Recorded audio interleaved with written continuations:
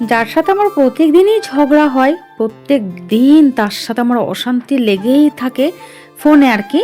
তো সেই মানুষটা আজকে বাড়ি আসবে, মানে ওই যে অপর্ণার বাবা আর কি।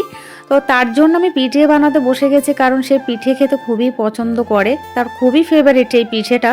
কিন্তু এটা আমি এর আগে করেছি, তাও আবার সেটা তেলে ভেজে আর কি, পুলি পিঠে।